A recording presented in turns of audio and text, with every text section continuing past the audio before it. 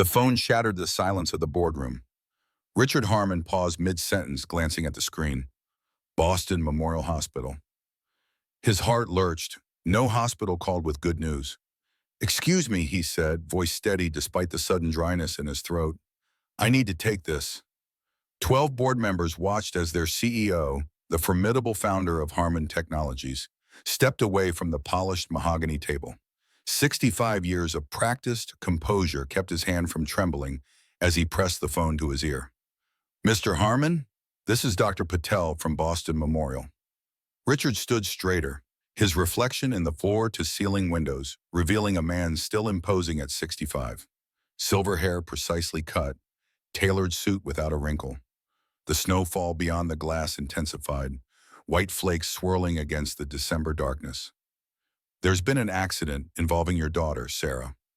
A heartbeat of silence. The world narrowed to the voice in his ear. "I'm very sorry to tell you this, Mr. Harmon, but Sarah succumbed to her injuries 20 minutes ago." Richard's body turned to stone. The phone slipped from his fingers, clattering against the hardwood floor.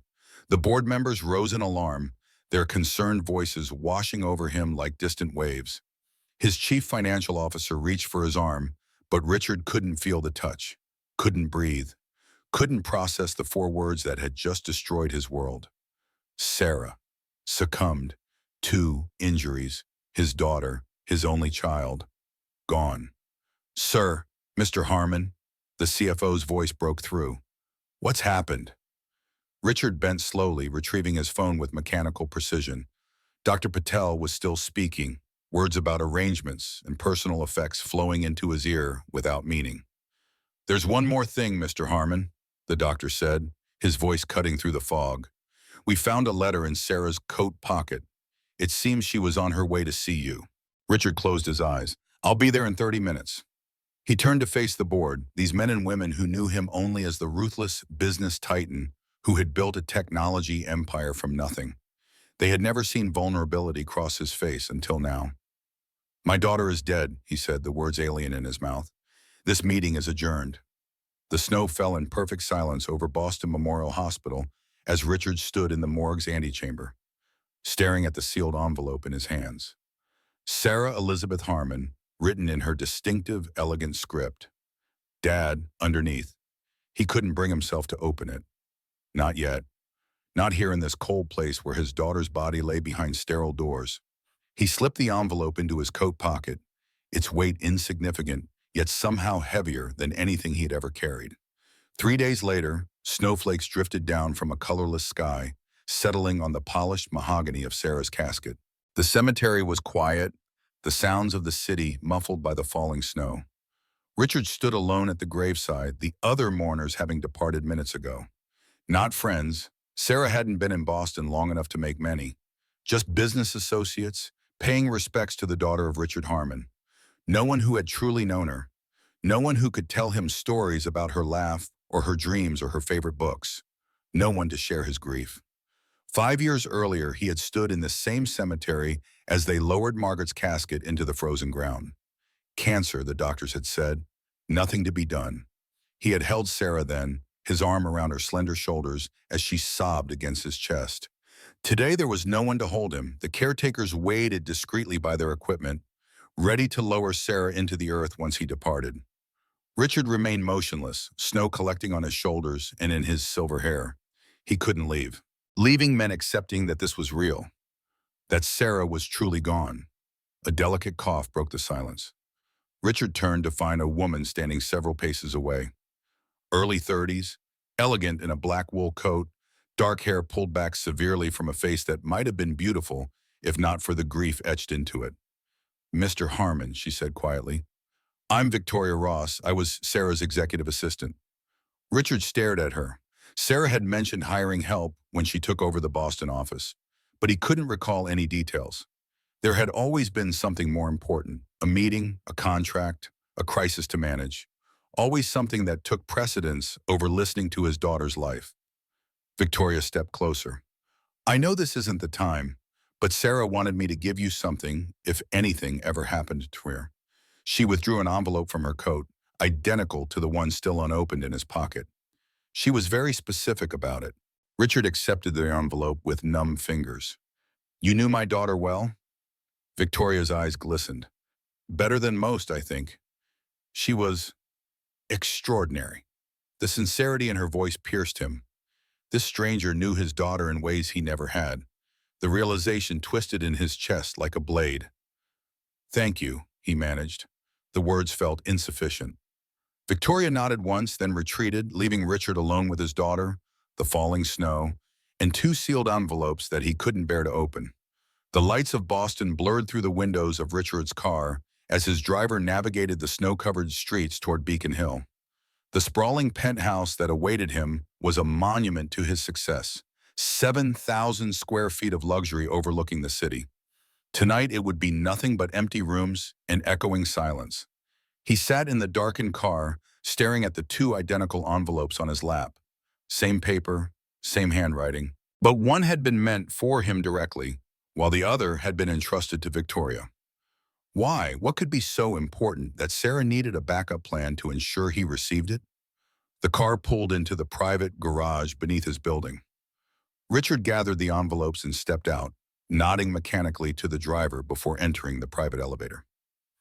The ascent to the penthouse floor felt interminable, each second bringing him closer to a home that would never again contain his daughter's voice. Inside, he moved through the darkened rooms like a ghost, not bothering with lights. The city glow through the floor-to-ceiling windows provided enough illumination to navigate the familiar space. He poured 3 fingers of 30-year-old Macallan into a crystal tumbler and carried it to his study. He sat heavily in the leather chair behind his desk, setting the glass down with a soft clink. The envelope stared back at him. With a deep breath, he picked up the first one, the one from the hospital, and broke the seal. The paper inside was thick, expensive stationery that Sarah had always preferred. Her handwriting flowed across the page in blue ink. Dad, I've tried to reach you so many times these past months. Voicemails, texts, lunch invitations that were always rescheduled. I know you're busy building your legacy. I've never blamed you for that, but there's something I need you to know. Something I should have told you months ago. I was afraid, not of your anger, but of your disappointment. That's always been worse, hasn't it? The quiet way you look through people who have failed to meet your expectations. I've made mistakes, big ones, but she isn't one of them. She's the best thing that ever happened to me, even if the circumstances were all wrong. Richard frowned, confusion momentarily overtaking grief. She? He read on. Her name is Emma. She's 6 years old with Margaret's eyes and your stubborn chin. She's your granddaughter, Dad. The words struck him like a physical blow. Richard felt the air leave his lungs. Granddaughter, Sarah had a child. How could he not have known? I know this is a shock. I kept her from you because at first I was young and scared. And later I was protecting her from a situation that had become dangerous. Her father, Jason Turner, wasn't who I thought he was. When I tried to leave him, he threatened to take Emma away, where I'd never find her. That's why I came back to Boston. That's why I took the position at the company. I needed your resources, your protection, but I couldn't find the words to tell you. Every time we met, it seemed like the wrong moment. If you're reading this, something has happened to me. Please find Emma. Please keep her safe from Jason. She deserves so much better than the life she's living now. There's more to the story, more that you need to know. I've left another letter with Victoria. She knows everything, Dad. Trust her. I love you. I always have, even when it felt like miles stretched between us. Sarah below her signature was a small Polaroid photograph. Richard's hand trembled as he held it to the light. A little girl with auburn hair and serious eyes stared back at the camera. She wasn't smiling, but there was something hauntingly familiar in her face. The determined set of the jaw, the intelligent assessment in her gaze. Margaret's eyes indeed, and something of Sarah as a child. Richard drained his whiskey in a single burning swallow. A granddaughter. Sarah had a child, and he had never known. 6 years of birthdays and first steps and words he had missed. 6 years during which his daughter had struggled alone. The second envelope now beckoned. He tore it open with unsteady fingers. Inside was not a letter but a key, small and brass, attached to a paper tag with an address in South Boston. Beneath it, Sarah had written, Emma is here. Be careful. Jason is dangerous. Richard stared at the key, his mind racing. South Boston was worlds away from his Beacon Hill penthouse, a neighborhood of working-class families, aging triple-deckers, and increasing gentrification.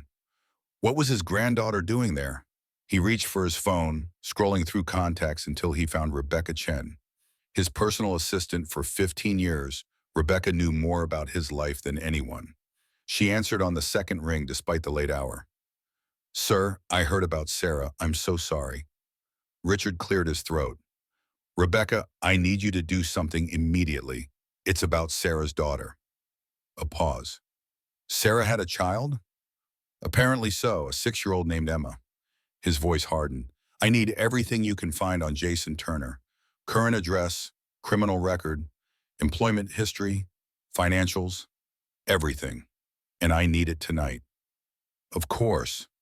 Rebecca's voice shifted to professional efficiency. "What's the connection to Sarah?" "He's the father of my granddaughter." The word felt foreign on his tongue. "And according to Sarah, he's dangerous." The next morning dawned brittle and cold, sunlight refracting through ice crystals that clung to the windows of Richard's penthouse. He hadn't slept. How could he, with the weight of Sarah's revelations pressing down on him? Rebecca had delivered a preliminary report at 3 a.m., the details disturbing. Jason Turner, 34, had a record of domestic violence charges, though most had been dropped. 2 DUIs, spotty employment history, currently residing at the address on the key tag, a rundown triple-decker in South Boston. No formal custody arrangement filed with the courts, but listed as the father on Emma's birth certificate. Most concerning was a notation that Sarah had consulted a family law attorney 3 weeks ago about seeking sole custody. The paperwork had been prepared, but not filed. Victoria Ross arrived at 9, exactly as requested.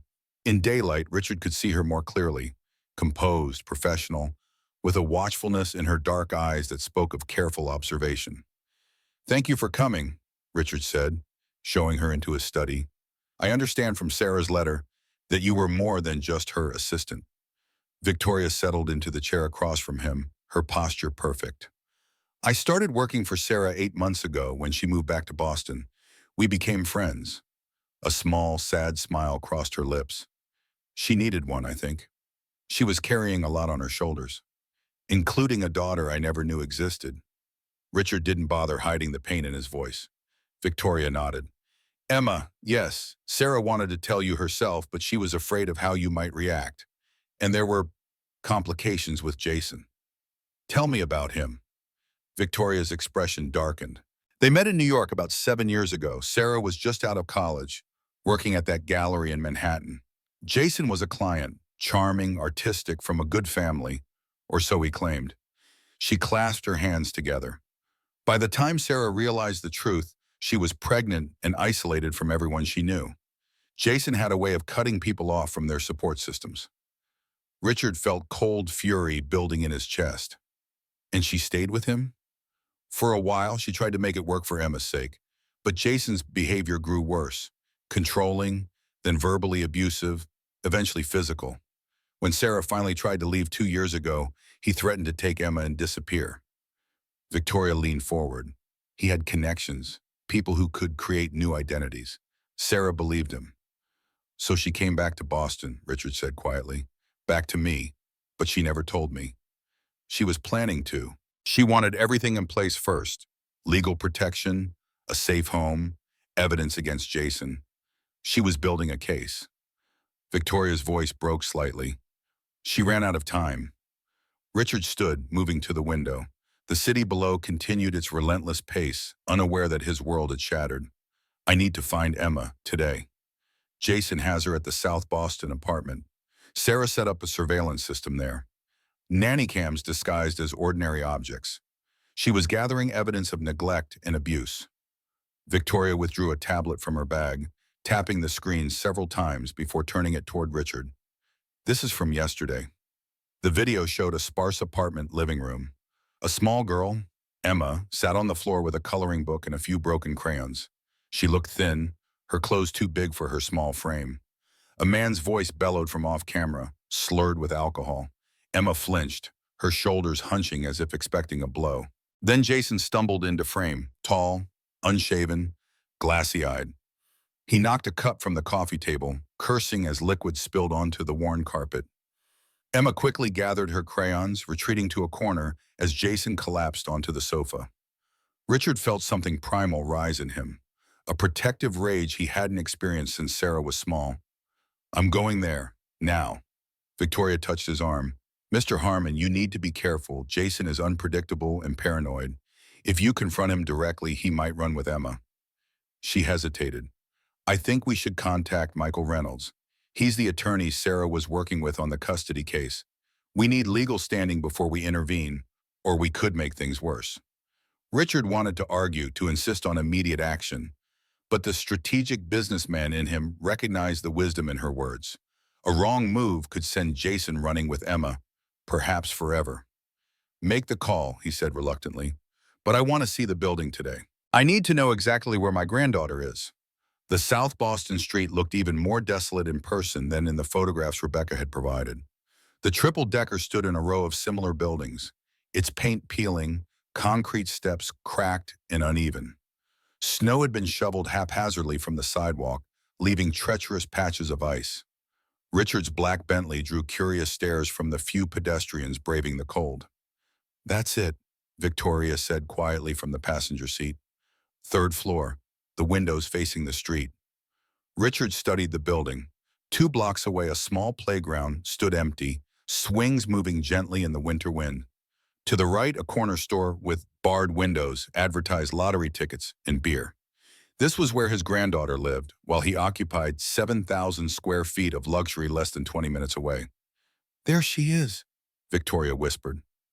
Richard's gaze snapped back to the building. A small figure had emerged onto the front steps. Emma, bundled in a coat too thin for the December cold, a faded red scarf wrapped around her neck. She carried a paper bag and moved carefully down the icy steps. No adult accompanied her. "Where's she going? Where's Jason?" Richard demanded. "The corner store, probably. Sarah mentioned that Jason often sends her for cigarettes and alcohol. The owner doesn't care who buys, as long as he gets paid." The rage Richard had felt earlier returned, hotter now. "She's 6 years old." "I know." Victoria's voice was soft with sorrow. "This is her life." They watched as Emma made her way down the street, one small hand clutching the railing of each house she passed for stability on the ice. Her movements were careful, methodical, like a much older person. "I'm going to talk to her," Richard decided, opening his door. "Mr. Harmon, wait." But Richard was already out of the car, moving toward his granddaughter with determined strides. He caught up with her halfway down the block. "Hello?" he said gently, slowing his pace to match hers. Emma looked up, wariness immediately filling her eyes, the wariness of a child who had learned early not to trust adults. She took a step back, clutching her paper bag. "My name is Richard," he said, keeping his distance. "I knew your mother, Sarah." Something flickered across her small face. Pain, longing, fear. "My mom's gone," she said, her voice barely audible above the winter wind. "She had an accident." Richard nodded, his throat tight. "I know, I'm very sorry." Emma studied him with an intensity that belied her years, taking in his expensive coat, his leather gloves, the Bentley visible down the street. "Are you sad too?" she asked suddenly. "Your eyes are red like mine get when I cry." The question, so direct and perceptive, caught Richard off guard. Children had always been mysterious to him, even Sarah. He'd left the day-to-day parenting to Margaret, focusing instead on building the financial security that would ensure their daughter never wanted for anything. Now, faced with this small, serious child, his flesh and blood, he found himself without words. "Yes," he said finally. "I'm very sad." Emma nodded as if confirming something to herself. Then, to Richard's astonishment, she reached into her paper bag and withdrew a cookie, slightly squashed, clearly saved from some previous meal. She broke it carefully in half and held out the larger portion to him. "When you share, it doesn't hurt so much," she said solemnly. "My mom always told me that." Richard stared at the offered cookie, feeling something crack open inside his chest. He accepted it with equal solemnity, the sweetness of the gesture overwhelming in its innocence. "Thank you, Emma." She almost smiled then, a slight upward tilt of her lips that reminded him so painfully of Sarah as a child that he had to look away for a moment. "I should go," she said, glancing nervously back toward her building. "Jason doesn't like it when I take too long. He gets angry." Richard wanted to scoop her up right then, to carry her away from this place to safety and warmth, but Victoria's warning echoed in his mind. A wrong move could send Jason running. They needed to be strategic. "Can I walk with you to the store?" he asked instead. Emma hesitated, then nodded. They continued down the sidewalk together, this odd pair, a titan of industry and a small girl in a threadbare coat, united by grief and a broken cookie. At the corner store, Emma used crumpled bills to purchase cigarettes and a bottle of cheap whiskey, the transaction completed with the weariness of routine. The owner, a heavy-set man with yellow teeth, didn't even glance at Richard. Emma carefully stored her purchases in the paper bag. "I have to go back now," she said, her expression closing like a door. "Emma," Richard said, crouching to her eye level despite the protest of his aging knees. "I'm going to come back. Soon, and things are going to get better. I promise." She looked at him, those eyes so like Margaret's, searching his face for truth. "Grown-ups promise things all the time," she said finally, "but they don't always mean it." The wisdom in her words struck him like a blow. How many promises had he broken to Sarah over the years? How many recitals missed, birthdays celebrated a day late, vacations canceled for urgent business? "I mean it," he said firmly. "You can count on it." Before she could respond, a harsh voice cut through the cold air. "Emma, where the hell are you?" A man stood on the steps of the triple-decker, Jason Turner, looking even more disheveled in person than he had on the surveillance video. Unshaven, hair unwashed, eyes bloodshot even from this distance. Emma stiffened, fear washing over her face. "I have to go," she whispered urgently. "Please don't follow me. He gets worse when people talk to me." She turned and hurried back toward the building, her small shoulders hunched against more than just the cold. Jason watched her approach, his gaze then shifting to Richard with naked suspicion. Richard straightened, meeting the younger man's stare with undisguised contempt. For a moment, they remained locked in silent confrontation across the distance. Then Jason grabbed Emma roughly by the arm as she reached the steps, yanking the bag from her hands to check its contents before shoving her inside. The door slammed behind them. Richard stood motionless, snow beginning to fall around him in thick, silent flakes. The rage inside him had crystallized into something cold and deadly, a certainty that he would remove Emma from that house, whatever it took. Victoria appeared at his side, her breath clouding in the frigid air. "We should go. Michael Reynolds can meet us at your office in an hour." Richard nodded, still staring at the closed door. "I met her. I spoke with her." "I saw." Victoria's voice was gentle. "She's extraordinary, isn't she? Despite everything." "She has Sarah's strength," Richard said, "and Margaret's eyes." He turned toward the car, resolution hardening his features. "Let's go. We have work to do." Michael Reynolds occupied the visitor's chair in Richard's office with the confidence of a man accustomed to expensive surroundings. At 55, with salt and pepper hair and wire-rimmed glasses, he projected an image of trustworthy competence. His reputation as one of Boston's premier family law attorneys was well-earned. "Sarah consulted me 3 weeks ago," he confirmed, reviewing the file on his lap. "She was building a case for emergency custody based on neglect and emotional abuse. She had documentation, videos, testimony from Emma's teacher, medical records showing missed appointments." "Was it enough?" Richard asked, pacing behind his desk. Michael's expression grew somber. Child welfare cases are never straightforward, especially when the respondent is the biological father. Courts are reluctant to sever that bond without overwhelming evidence. He adjusted his glasses. What Sarah had was concerning but not definitive. We needed more. "And now Sarah is gone," Richard said, the words still painful to speak aloud. "Where does that leave Emma?" "In a legal gray area. As her grandfather, you have standing to petition for guardianship, but without evidence of imminent danger, the courts will likely maintain the status quo while investigating." Michael set down his file. "Mr. Harmon, I understand your urgency, but rushing in without proper legal foundation could backfire catastrophically." Richard stopped pacing, fixing Michael with the stare that had intimidated boardrooms for decades. My granddaughter is living with an alcoholic who sends her to buy his liquor, who leaves her alone for hours, who makes her flinch when he raises his voice. How much more danger should I wait for? I'm not suggesting we wait, Michael replied calmly. I'm suggesting we build an ironclad case first. Sarah was doing this right, gathering evidence methodically. We need to continue her work. Victoria, who had been silently taking notes, spoke up. The surveillance system is still active in the apartment. We can access it remotely. That will help. Good, Michael nodded.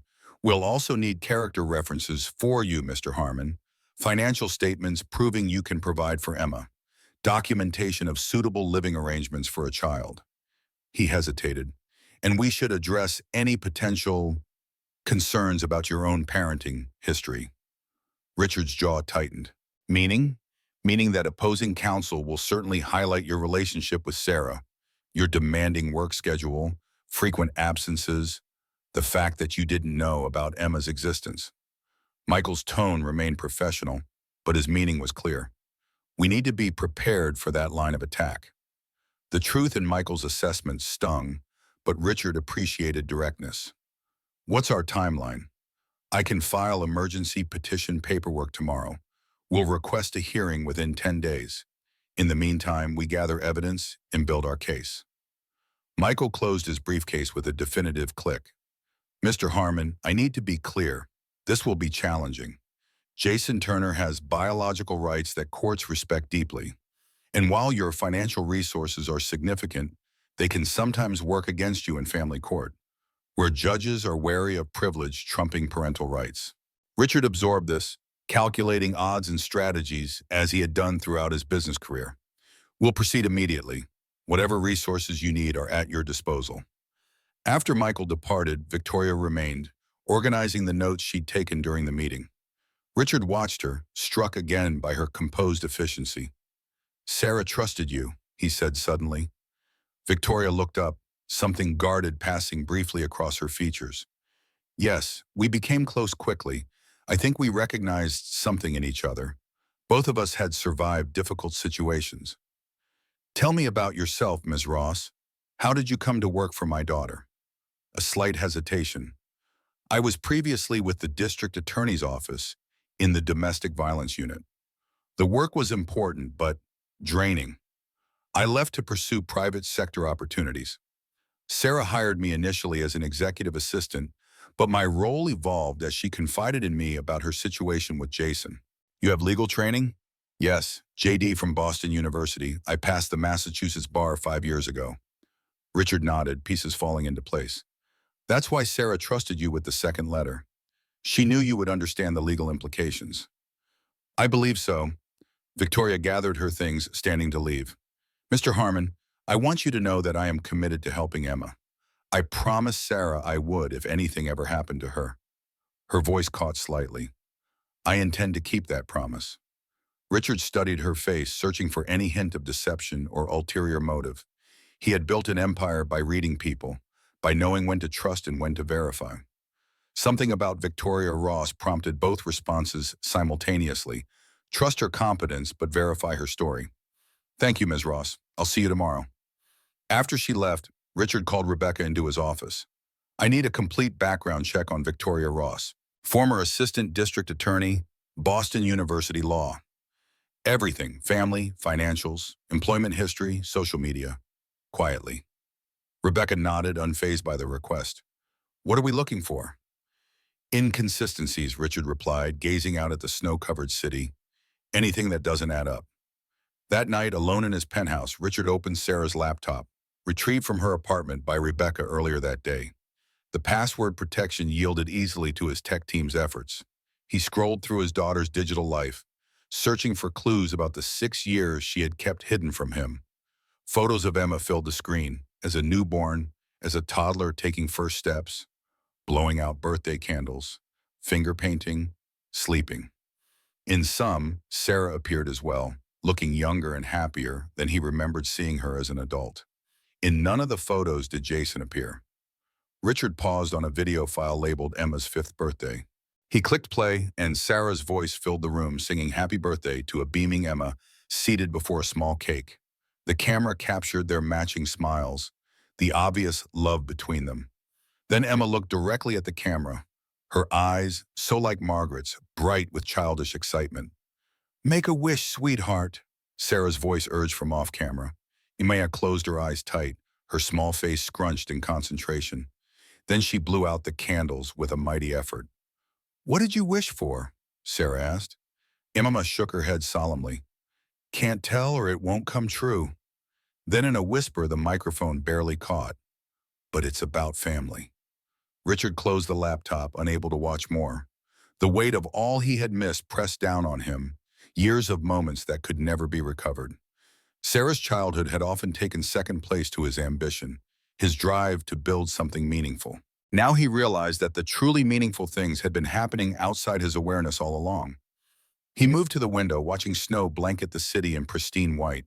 Somewhere out there, in a rundown apartment, his granddaughter was going to sleep without enough heat, without enough food, without the security every child deserved. While he stood in a penthouse filled with everything money could buy, but empty of what mattered most. Tomorrow he would begin to change that. Whatever it took, whatever it cost, he would bring Emma home. Not just because she was Sarah's daughter or his flesh and blood, but because a small girl had broken her last cookie in half to share with a sad stranger. Richard Harmon had built an empire through strategic thinking and relentless determination. Now he would use those same skills for something far more important than business success. He would build a family from the fragments left behind. Morning light filtered through Boston's persistent snowfall as Michael Reynolds filed the emergency custody petition at the family court. Richard watched from the car, hands clasped tightly in his lap. 30 years of corporate takeovers had taught him patience, but this battle felt different. Every hour Emma remained in that apartment with Jason felt like failure. "The judge will review it today," Michael said, sliding back into the passenger seat.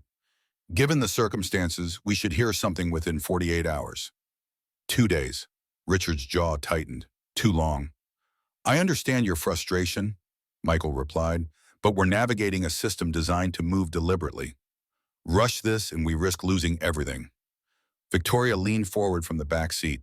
"In the meantime, we continue gathering evidence. I've accessed Sarah's surveillance system. We should review the footage together." Richard nodded, thoughts already racing ahead. Every CEO knew that official channels represented only one path to victory. Sometimes the most important moves happened off the books. Back to my office. The surveillance footage played on the massive screen in Richard's private conference room. 3 cameras, disguised as ordinary objects, captured different angles of the small apartment. The kitchen, with its peeling linoleum and dripping faucet. The living room, furnished with a sagging couch and scratched coffee table. The hallway leading to 2 bedrooms. Victoria operated the controls, scrolling backward and forward through days of recorded life. Most sequences showed Emma alone, entertaining herself with drawings or reading worn library books. Jason appeared sporadically, sometimes sleeping for entire days, other times pacing nervously, making phone calls in hushed tones. "There," Victoria pointed. "This is from yesterday evening." The footage showed Jason stumbling into the apartment, clearly intoxicated. Emma sat at the kitchen table completing homework, her small body tensing as he entered. He demanded money. "Saan bahay nani?" Emptying her backpack when she said she had none. Finding nothing, he knocked her books to the floor in frustration. Richard's knuckles whitened as he gripped the armrests of his chair. "Is he hitting her?" "Not in this footage," Victoria said quietly, "but the emotional abuse is evident. And there's more." She advanced to another sequence. Emma alone in the apartment, darkness outside the windows. The timestamp showed 1:17 a.m. The front door opened, and Jason entered with a woman, both unsteady on their feet. They collapsed onto the couch, oblivious to Emma watching from the hallway. When their activities became inappropriate, Emma retreated to her room, closing the door. "Child neglect," Michael noted, making entries in his legal pad. "Left alone past midnight. Exposed to adult situations. This strengthens our case significantly." Richard stood abruptly, unable to watch more. "What about her bedroom?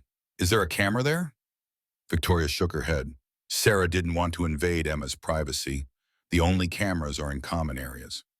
We need someone watching these feeds continuously, Richard said.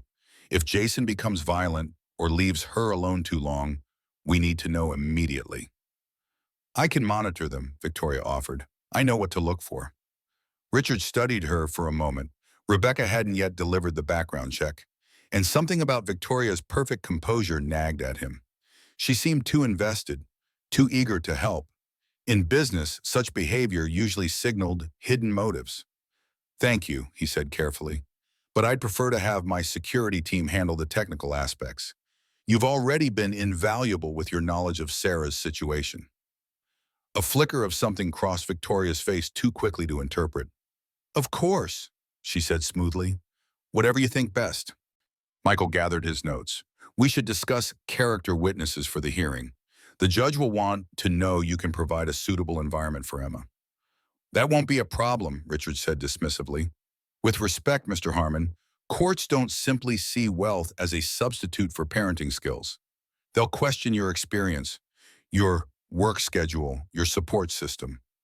Michael's tone was gentle but firm. They'll ask why Sarah kept Emma's existence from you. The truth of this struck Richard like a physical blow. Why had Sarah hidden Emma? The answer reflected poorly on him, on the father he had been. A man who prioritized board meetings over ballet recitals, who took international calls during family dinners, who knew his daughter's GPA but not her favorite color or best friend's name.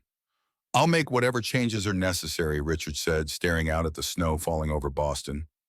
My schedule, my priorities, everything. He turned back to face them. Emma comes first now.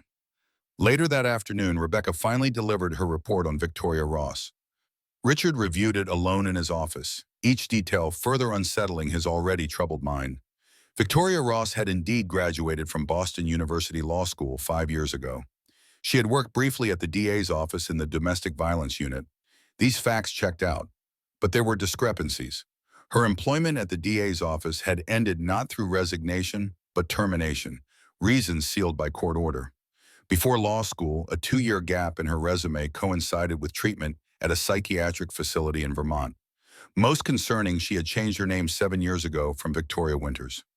Richard closed the file, unsure what to make of these revelations. People had complicated pasts. His own history, stripped of context, contained moments he wasn't proud of.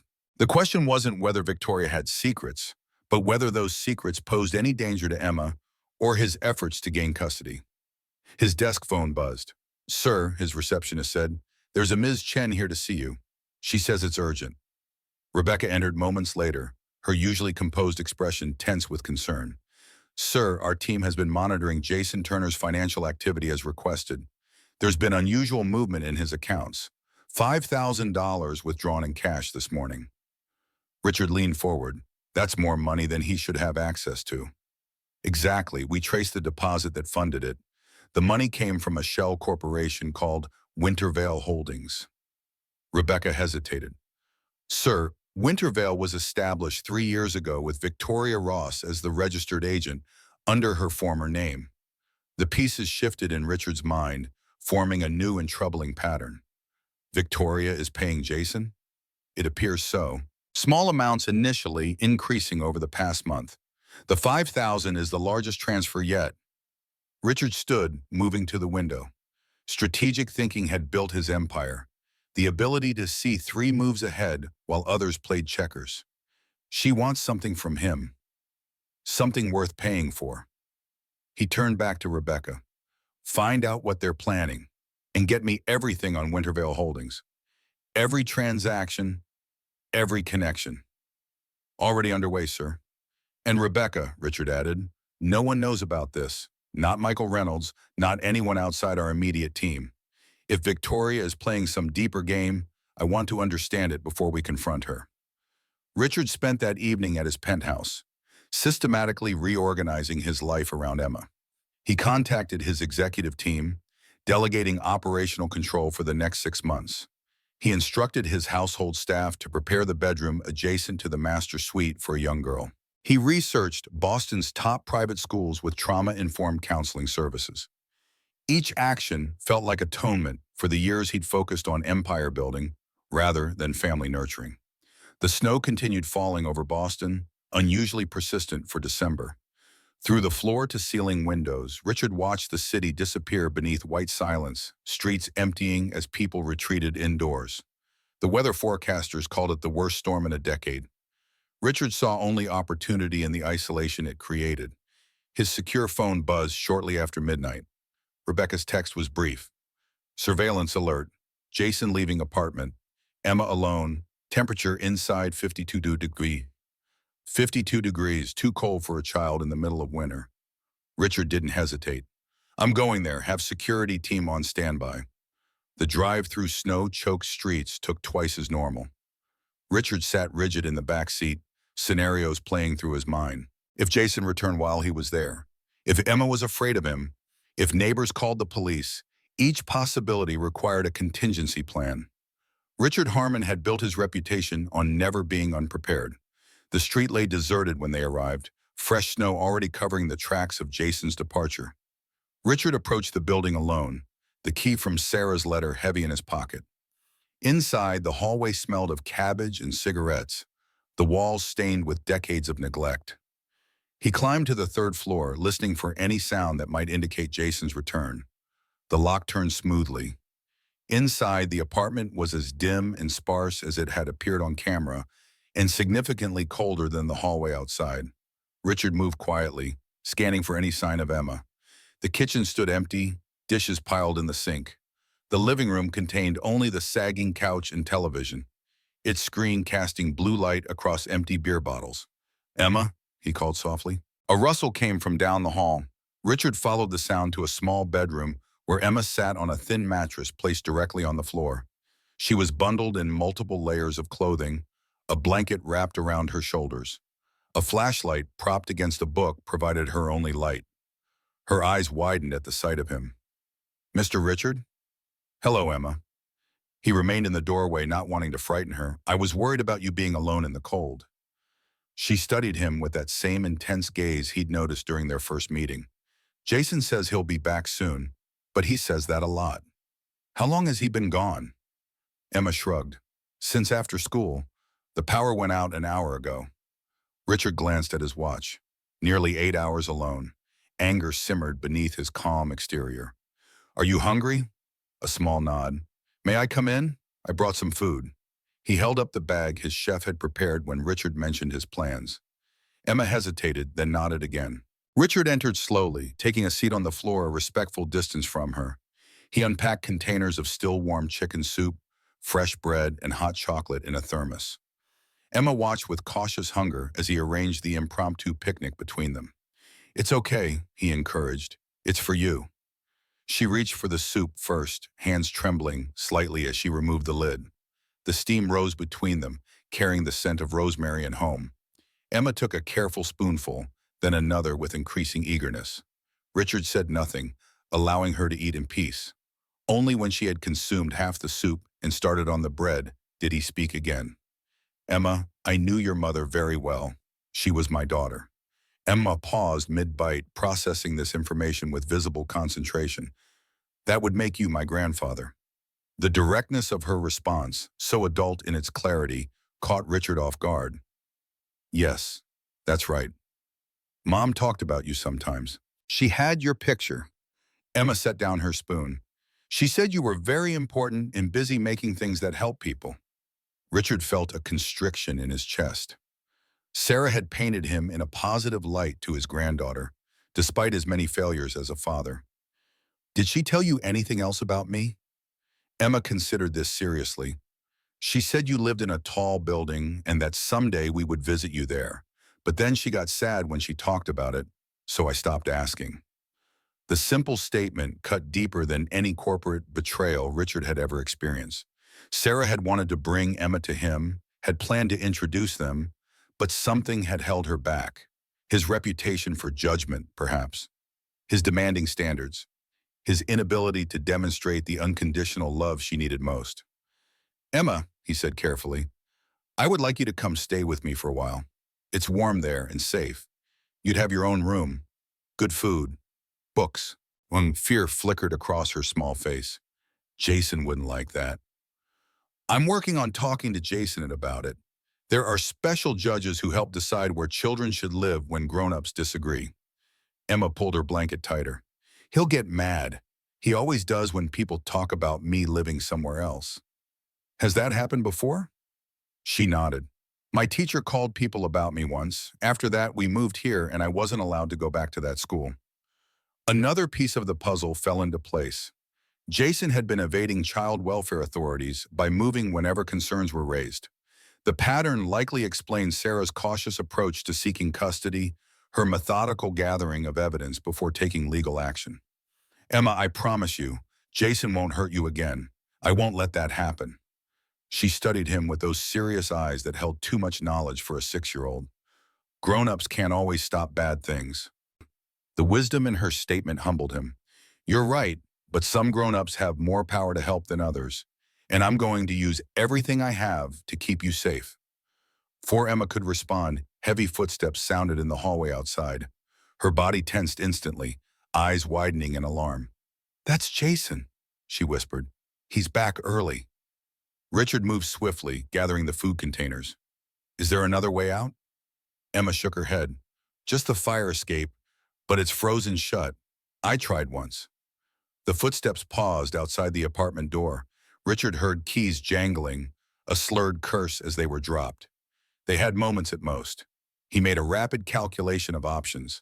Hiding would only postpone the inevitable confrontation and might frighten Emma further. Leaving her alone with Jason in his current state was unacceptable. That left only one choice. Emma, he said calmly, I need you to trust me.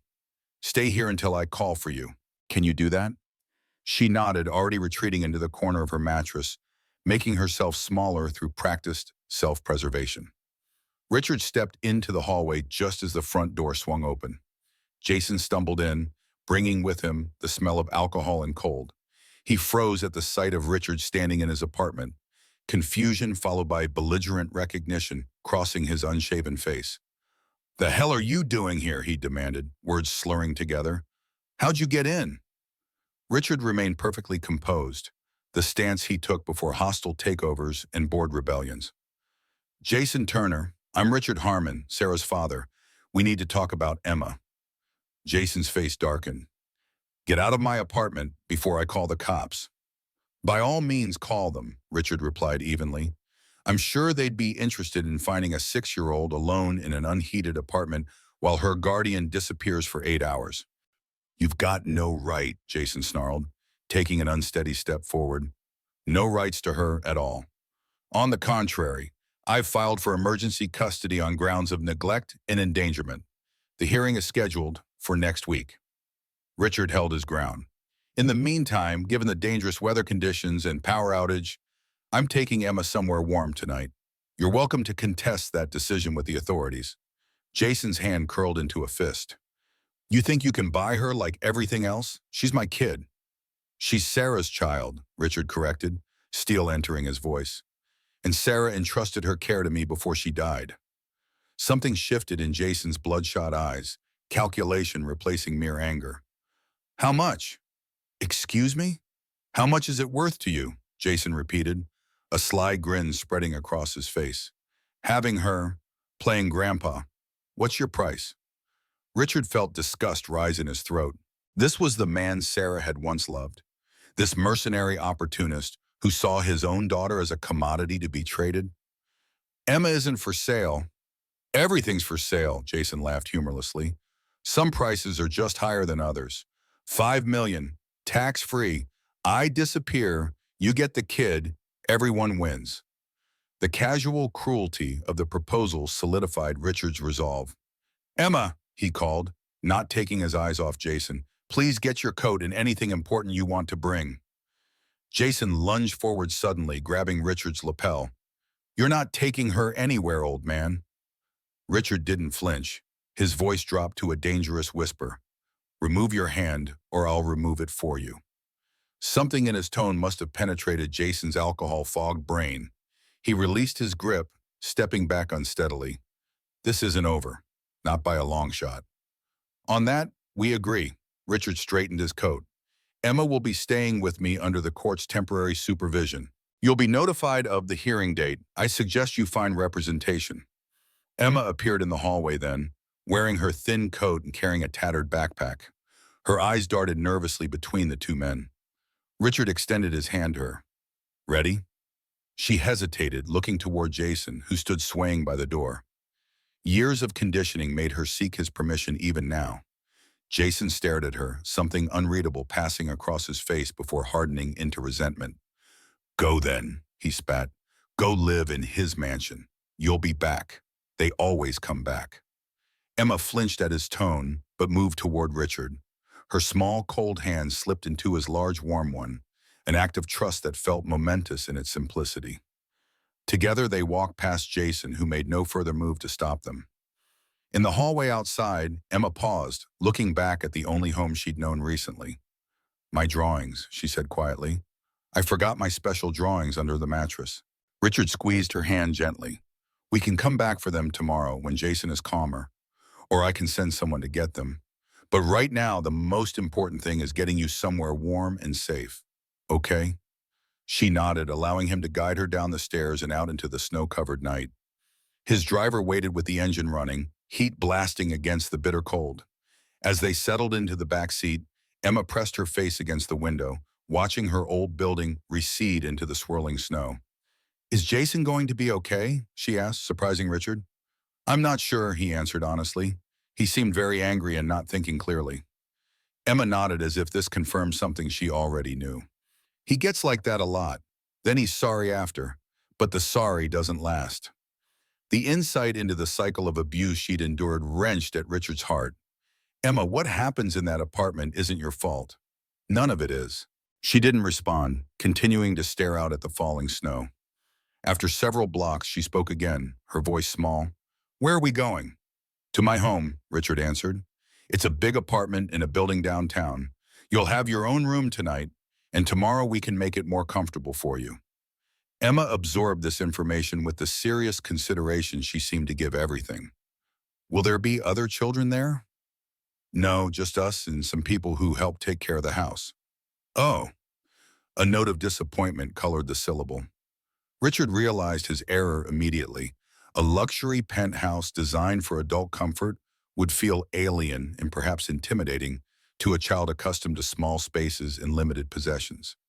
But we can change that, he added. We can make it a place where children would want to be. What do you think would make it better? Emma considered this question with endearing seriousness. Colors and soft things. And maybe a place to draw. Then that's what we'll do, Richard promised, already mentally redesigning his minimalist penthouse to accommodate crayons and stuffed animals and whatever else might make his granddaughter feel at home. The Beacon Hill penthouse welcomed them with warm light and the subtle scent of lemon polish. Richard had called ahead, instructing his housekeeper to prepare the guest suite adjacent to the master bedroom. Mrs. Garcia, who had maintained his home for 15 years, waited in the foyer, her kind face carefully neutral, as she observed Emma's threadbare coat and worn sneakers. Mrs. Garcia, this is Emma, Richard said, my granddaughter. If the housekeeper felt surprise at this announcement, she hit it perfectly. Welcome, Miss Emma. You must be cold and tired. Would you like some hot chocolate while I prepare your room? Emma looked to Richard for permission, a habitual response that spoke volumes about her upbringing. He nodded encouragingly. That sounds wonderful. Perhaps in the kitchen? Mrs. Garcia led them through the spacious living area with its panoramic views of snow-covered Boston. Emma moved cautiously as if afraid to touch anything in this pristine environment. The kitchen, with its gleaming stainless steel and marble countertops, seemed to intimidate her further. She perched on the edge of a bar stool, hands folded tightly in her lap. Tomorrow we'll go shopping, Richard said, attempting to ease her discomfort. For clothes and whatever else you need. Would you like that? Emma nodded politely, though without enthusiasm. Shopping clearly held no special appeal for a child who had learned to expect little. Mrs. Garcia placed a mug of hot chocolate before her, topped with whipped cream and a cinnamon stick. Emma stared at it as if unsure such a treat could really be intended for her. It's all right, Richard encouraged. It's for you. She took a careful sip, eyes widening slightly at the rich taste. A small dot of whipped cream clung to her upper lip afterward, making her look momentarily like the child she was meant to be rather than the solemn miniature adult circumstances had forced her to become. Richard's phone buzzed in his pocket. Rebecca's name flashed on the screen. "Excuse me for just a moment," he said to Emma. "Drink your chocolate. I'll be right back." He stepped into the hallway, keeping Emma in sight through the doorway. "Yes?" "Sir, we've completed the deep background on Wintervale Holdings," Rebecca said, her voice tight with urgency. "You need to see this immediately." "I've just brought Emma to my home. Can it wait until morning?" "No, sir. This concerns Emma directly." Rebecca paused. Wintervale Holdings was established the same month Emma was born. The initial funding came from an account in Sarah's name. Richard frowned. Sarah was funding Victoria? It appears more complicated than that. There are regular payments from the account to a woman named Rachel Turner, monthly for 6 years, then a lump sum transfer 18 months ago coinciding with Sarah's return to Boston. Rachel Turner. The name nagged at Richard's memory. Who is she? We're still investigating, but preliminary findings suggest she was Jason's mother. She died 18 months ago. Pieces began shifting in Richard's mind, forming new patterns. And Victoria's connection? That's where it gets interesting, sir. Victoria Ross, or Victoria Winters, as she was known then, was listed as the executor of Rachel Turner's estate. Richard watched Emma through the doorway, sipping her hot chocolate with careful precision. "Send me everything you have, and keep digging. I want to know exactly how these people are connected." After ending the call, Richard returned to the kitchen, determined not to let his growing concerns show. Emma had finished her chocolate and sat with perfect stillness, waiting for instructions. "Would you like to see your room now?" he asked gently. She nodded, sliding carefully from the stool. Richard led her through the penthouse to the guest suite, which Mrs. Garcia had hurriedly prepared. The king-sized bed dominated the space, its crisp white linens turned down invitingly. A plush robe had been laid out, along with toiletries in the adjoining bathroom. "It's very big," Emma observed quietly. "Too big?" Richard asked, seeing the room through her eyes for the first time. The minimalist luxury that appealed to him might well feel cold and impersonal to a child. "Maybe a little," she admitted. "We can change it however you like," he promised. "Make it smaller, cozier, different colors, whatever would make you comfortable." Emma set her worn backpack carefully on a chair, its frayed straps and faded fabric incongruous against the room's understated opulence. "Can I take a bath? Jason doesn't let me use much hot water." The request, so simple and yet so revealing, tightened Richard's throat. "Of course, you can use as much hot water as you want. Always." While Mrs. Garcia helped Emma with her bath, Richard retreated to his study to review the files Rebecca had sent. Birth records confirmed that Rachel Turner was indeed Jason's mother. Property records showed she had lived in a modest home in western Massachusetts until 18 months ago. Financial records revealed regular payments from Sarah's account to Rachel for 6 years, followed by a final payment of $250,000. Most puzzling was Victoria's involvement. She had served as Rachel's attorney for several years before becoming executor of her estate. The timing of her employment with Sarah roughly coincided with Rachel's death. These connections were too numerous to be coincidental, yet their meaning remained elusive. Richard opened another document, this one a photograph from Rachel's social media account dated 20 years earlier. It showed a younger Rachel with another woman, arms linked, smiling against a backdrop of autumn leaves. Richard stared at the second woman, a sense of recognition nagging at him. He enlarged the image, focusing on the familiar features. The phone slipped from his fingers. Margaret, his wife, smiling beside Rachel Turner. Impossible, he thought. Margaret had never mentioned knowing anyone named Rachel. He would have remembered. Unless Margaret had deliberately kept Rachel a secret from him. But why? Richard searched further through the digital files, hunting for any explanation. He found it in a series of letters stored on a backup of Sarah's cloud account. Letters between Sarah and her mother, dated during Margaret's final illness. "Mom, I finally spoke with Rachel today. She agreed to meet, though she's still bitter about how the family treated her. Can you blame her? Finding out at 18 that your father had another daughter he never acknowledged? Being cut off from any relationship with her half-sister? I'd be bitter too, but she's willing to meet you before it's too late. I think you should. Not just for her sake or yours, but for mine too. I need to understand this part of our family history. Love Sarah. Richard read and reread the letter, its implications thundering through his mind. Rachel Turner was Margaret's half-sister, the product of an affair her father had hidden for decades, which made Jason Emma's second cousin, which meant Emma's existence wasn't just Sarah's secret, but part of a family tangle that stretched back a generation. His phone rang, Victoria's name flashing on the screen. Richard stared at it, questioning everything he thought he knew about her involvement. He answered cautiously, "Yes." "Mr. Harmon, I just received an alert from the surveillance system," Victoria said, her voice tight with concern. "Jason is packing bags and making calls. I think he's planning to run." "How would you know that?" "I transferred monitoring to my security team." A pause. "I still have access to the system. Sarah gave me the passwords." "What else do you have access to, Ms. Ross?" Richard asked coldly. "What else has Sarah entrusted to you that you haven't shared?" Another pause, longer this time. "I'm not sure what you mean." "I think you do. Wintervale Holdings, Rachel Turner, the money transfers, your role as executor." Richard kept his voice level. "You've been orchestrating events from the shadows, Ms. Ross. I want to know why." The line went silent for so long that Richard thought she had hung up. Finally, Victoria spoke again, her voice altered by emotion. "Not over the phone. This conversation needs to happen in person. My home. 1 hour. Come alone." Richard ended the call and sat motionless in his study, the pieces of a complex puzzle scattered before him.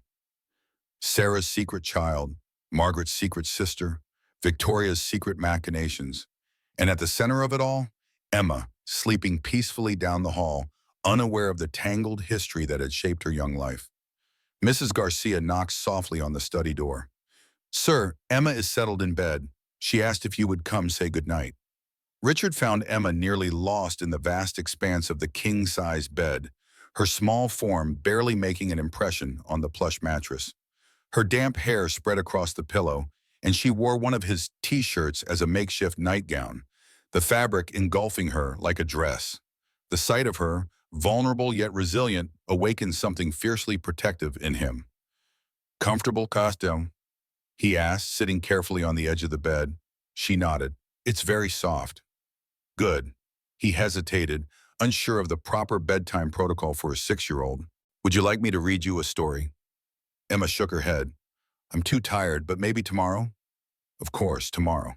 He reached out tentatively, smoothing a strand of hair from her forehead. "Sleep well, Emma. If you need anything in the night, my room is just next door. Anything at all." She looked up at him with those solemn eyes that seemed to hold wisdom beyond her years. "Thank you for coming to get me." "I should have come much sooner," Richard said, regret coloring his voice. "Mom said you would come someday. She said you just needed time to be ready." Emma's eyes began to drift closed. She was right. Richard sat with her until her breathing deepened into sleep, watching the small rise and fall of her chest beneath the luxurious duvet. Only when he was certain she was truly asleep did he leave, quietly closing the door behind him. In the hallway he paused, overwhelmed by the swift transformation of his life. 24 hours ago he had been a grieving father. Now he was a guardian, a protector, responsible for this small life that had been kept from him for 6 years. The weight of that responsibility pressed upon him, daunting yet somehow right. The doorbell chimed, pulling him from his thoughts. Victoria had arrived. She stood in his foyer, snow melting from her coat, her composed facade showing cracks for the first time since he'd met her. Richard led her wordlessly to his study, closing the door to ensure their conversation wouldn't disturb Emma. "She's here, isn't she?" Victoria asked immediately. "You took her from the apartment." "She's safe," Richard confirmed, "which is more than I can say for when she was with Jason." He gestured toward the evidence spread across his desk. "You have explanations to make, Miss Ross, starting with your relationship to Rachel Turner." Victoria removed her coat, buying time as she arranged her thoughts. When she finally spoke, her voice carried a new weight. Rachel Turner was Margaret's half-sister. They shared a father, though he never acknowledged Rachel or her mother. The family secret hidden away with financial payments and NDAs. "And you knew this how?" "I was Rachel's attorney when she became ill 18 months ago." Terminal cancer, just like Margaret. Victoria's gaze was steady. She wanted to make provisions for Jason and Emma before she died. That's when I learned about Sarah, about your family connection. Why didn't Sarah tell me any of this? Because Margaret made her promise not to. Your wife carried tremendous guilt about Rachel's treatment by their family. She tried to make amends near the end of her life, but by then old wounds had festered too long. Victoria sighed. Sarah continued the payments to Rachel after Margaret died, trying to honor her mother's wishes. But when Rachel passed, everything complicated. How so? Jason spiraled after his mother's death. The drugs, the drinking, the irresponsibility. Sarah became concerned about Emma's welfare. She had allowed Rachel to help raise Emma while she finished college and established her career with regular visits and shared holidays. But with Rachel gone and Jason deteriorating, Sarah wanted custody. And you helped her. It wasn't a question. Victoria nodded. I became her advocate, her advisor. We documented Jason's negligence, building a case for custody. Then, her voice faltered. Then the accident happened. Richard studied her carefully, searching for deception beneath the story. That doesn't explain Wintervale Holdings or the payments to Jason. Victoria met his gaze directly. Sarah established Wintervale to manage the support payments to Rachel discreetly. After Rachel died, I continued small payments to Jason to keep him stable while Sarah prepared for the custody battle. Better to have him functional and trackable than desperate and running with Emma. And the recent larger payment? That wasn't authorized. Jason must have pressured the bank somehow. Victoria leaned forward. Mr. Harmon, I understand your suspicion. In your position, I'd question everything too. But my only goal has been to protect Emma, to fulfill my promise to Sarah. Before Richard could respond, his phone buzzed with a text from his security team stationed in the building lobby. Sir, Jason Turner just entered the building. Claimed to be expected. Security detained him pending your instructions. Richard showed the message to Victoria, whose expression tightened with alarm. How did he find this address? Perhaps the same way he accessed Wintervale's accounts, Richard replied grimly. What does he want? Either Emma or money, probably both. Victoria stood. You can't let him see her. He'll use the encounter as evidence you're alienating her from him. Richard weighed his options rapidly. I'll meet him in the lobby. You stay here. If Emma wakes, keep her calm and away from windows. He rode the elevator down 30 floors, mentally preparing for confrontation. The security desk had detained Jason in a small conference room off the main lobby. Through the glass partition, Richard could see him pacing, agitation evident in every movement. He appeared to have sobered somewhat since their earlier encounter, his movements more controlled, though still edged with nervous energy. Richard entered the conference room, closing the door firmly behind him. You have 60 seconds to explain why you're here before I have security remove you. Jason stopped pacing, turning to face Richard with a calculating expression. I want to see my daughter. Emma is asleep, and you're in no condition to see her. That's not your decision to make. She's my kid, legally and biologically. Jason's tone held challenge. You think you can just take her? I've already filed a police report for kidnapping. Richard remained unmoved. The emergency custody petition has been filed with family court. Until the hearing, Emma remains with me under court supervision. If you had checked your voicemail, you'd have received notification from my attorney. Jason's expression shifted, frustration replacing bravado. This isn't about legal papers. This is about my daughter. I know I screwed up tonight, leaving her alone, but she's all I have left of my mom, of that whole side of the family. The mention of Rachel caught Richard's attention. You knew about the connection between our families? Course I knew. Mom talked about Margaret all the time, the sister who got everything while we got nothing. Bitterness colored Jason's voice. Then Sarah shows up, all concerned about making things right, playing happy families until she got pregnant. Then suddenly it was complicated. The picture grew clearer with each revelation, the tangled history of two families separated by circumstance and choice. Did Sarah know who you were when you met, that you were her cousin? Jason laughed without humor. Not at first, I knew though. Mom pointed her out once at some charity thing. Said that's your fancy cousin, the one with all the money. His expression hardened. Didn't plan to get involved with her. It just happened. And when she found out we were related, she freaked. Almost got an abortion. The casual cruelty of his words stoked Richard's anger. But she didn't. No, she kept the baby, but wanted nothing to do with me. Let my mom help raise Emma while she built her perfect career. Sent money, visited when it suited her. Jason's hands curled into fists. Now you want to do the same thing, play grandpa when it's convenient, toss some cash around, pretend you care. Richard stepped closer, his voice dropping to a dangerous register. The difference, Jason, is that I will never abandon Emma. I will never leave her alone in a freezing apartment. I will never place my needs above hers. He held Jason's gaze. You had your chance to be a father. You failed.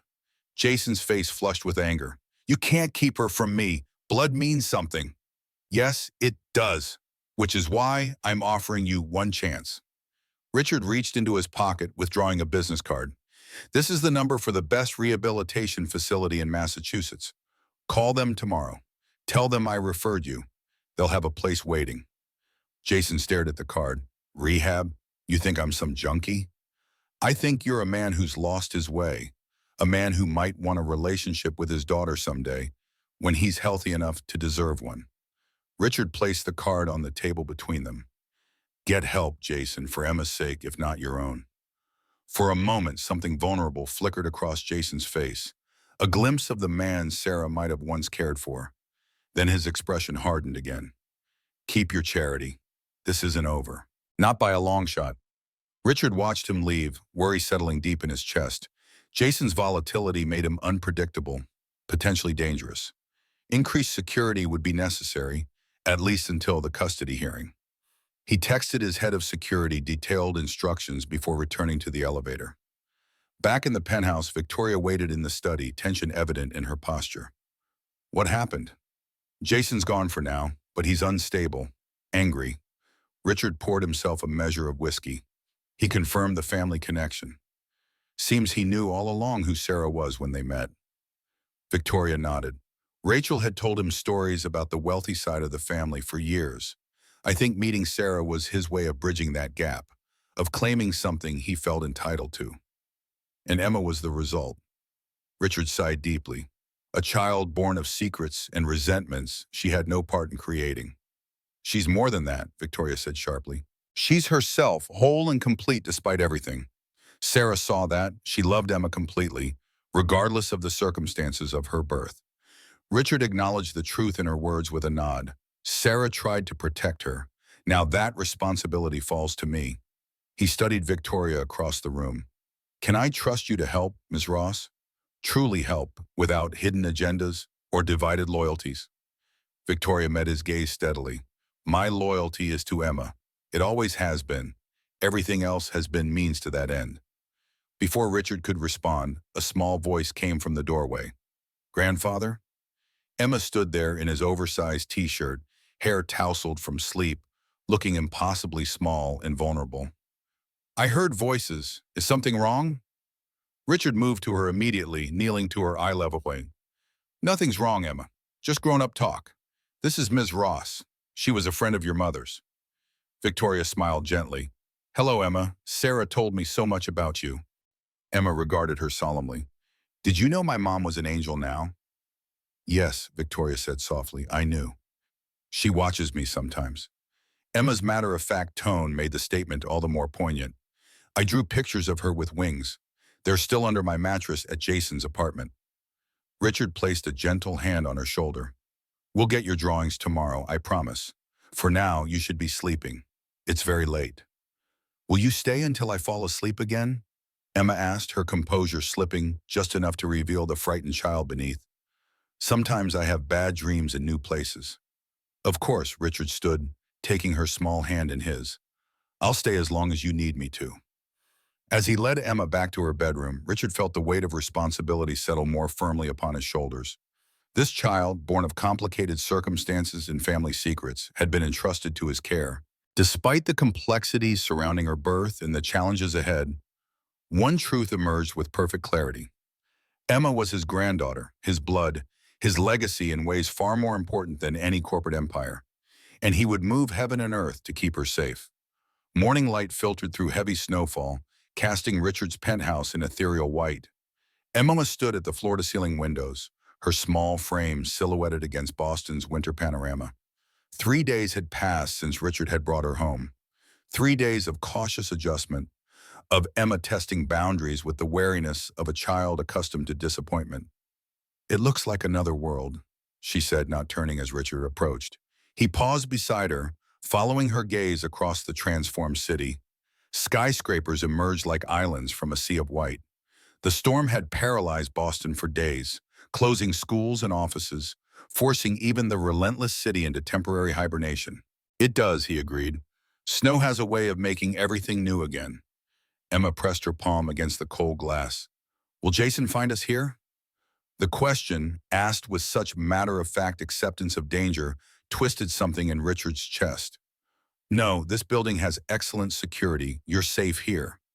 She nodded, accepting his assurance with the gravity of a child who had learned to evaluate adult promises carefully. "When do we see the judge?" "Tomorrow, if the roads are clear. Michael says the hearing is still scheduled." Emma absorbed this information silently, her reflection in the window solemn beyond her years. Richard had explained the custody process in simple terms, wanting her prepared but not frightened. She had listened with the same intense concentration she brought to everything, asking pointed questions that revealed her understanding of her precarious position. "Will I have to talk to the judge about Jason?" Richard crouched beside her, meeting her eyes in the reflection. "Only if you want to. Michael says your comfort is the priority." Emma turned to face him directly. "I want to tell the truth. Mom always said that's the most important thing, even when it's hard." Richard felt a surge of pride mingled with sorrow. Sarah had raised a daughter with courage and integrity despite the complicated circumstances of her birth. Another reminder of how little he had known his own child in her adult years. "Your mother was right," he said. "The truth matters. But so do you, Emma. Your well-being comes first." Mrs. Garcia appeared in the doorway, her warm presence a stabilizing force in their evolving household. "Breakfast is ready, and Ms. Ross has arrived." Victoria stood in the kitchen, scrolling through documents on her tablet. She had become a daily presence, arriving early each morning with custody updates and remaining until Emma went to bed. Her relationship with the child was evolving, not quite friendship, not quite family, but marked by a gentle familiarity that suggested previous connection. "Good morning," Victoria said, setting down her tablet. "I've reviewed the judge's preliminary questions. Everything looks standard." Richard guided Emma to the breakfast table where Mrs. Garcia had arranged pancakes shaped like snowflakes. "Any updates on Jason?" Victoria's expression tightened. "He's retained counsel, Patricia Winters from Davidson and Blake." "Top-tier representation," Richard noted, "beyond his means." "Someone's backing him," Victoria confirmed, accepting coffee from Mrs. Garcia. "We're investigating potential sources." Emma focused on her pancakes, pretending not to listen while clearly absorbing every word. Richard had noticed this habit, her ability to seem occupied while remaining acutely aware of adult conversations around her, a survival skill developed in Jason's household. "We should discuss this later," Richard said pointedly, glancing toward Emma. Victoria nodded, smoothly changing subjects. "Emma, I brought something you might like. Sarah once mentioned you enjoy drawing." She retrieved a package from her bag, a professional art set with colored pencils, pastels, and a sketchbook bound in soft leather. Emma's eyes widened as Victoria placed it before her. "This was your mother's when she was about your age," Victoria explained. "She kept it all these years." Emma touched the worn leather case reverently. "Mom showed me this once. She said someday it would be mine." Richard watched the exchange with mingled gratitude and suspicion. Victoria's knowledge of such intimate details about Sarah and Emma reinforced her claims of close friendship with his daughter. Yet questions lingered about her deeper involvement in their family's tangled history. After breakfast, Victoria and Richard retreated to his study while Emma explored her new art supplies under Mrs. Garcia's watchful eye. "Patricia Winters specializes in cases involving wealthy grandparents seeking custody," Victoria said, closing the study door. "Her strategy will likely paint you as an opportunistic businessman trying to buy a child, with Emma as a replacement for Sarah." Richard's jaw tightened. and Jason, as the loving father, denied his rights by the elite establishment. Exactly. But we have evidence. The surveillance footage, Emma's medical records showing missed appointments, school reports noting concerning behavior. Will it be enough? Richard asked. Victoria hesitated. Normally, courts favor biological parents even with evidence of neglect. But Jason's situation is particularly damning, and your family connection strengthens our position. She paused. There's something else. I received a call from Boston Memorial Hospital this morning. They've located more of Sarah's personal effects. Richard straightened. What kind of effects? A journal. The nurse said Sarah wrote in it extensively during her final weeks. It could contain important information regarding her wishes for Emma. Why wasn't this found earlier? Victoria shook her head. Apparently it was misplaced during the changeover in shifts. A new nurse discovered it while organizing storage. Richard checked his watch. I'll go this afternoon. Can you stay with Emma? Of course. He studied Victoria carefully. Despite days of investigation, Rebecca had uncovered nothing definitively suspicious about her involvement with Sarah beyond the complex financial arrangements through Wintervale Holdings. Either Victoria was exactly what she claimed, Sarah's trusted confidant acting in Emma's best interests, or she was executing a long-game strategy for purposes Richard couldn't yet determine. Victoria, he said, his tone measured, what do you want from all this?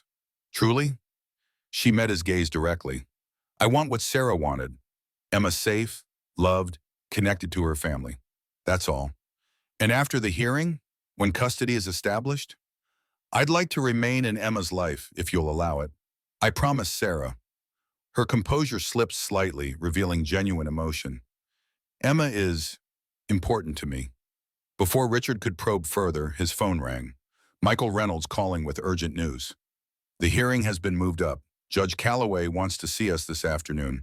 The roads are clear enough for essential court business, and she considers this case priority given Emma's circumstances. Richard ended the call, turning to Victoria. Change of plans. We're going to court today.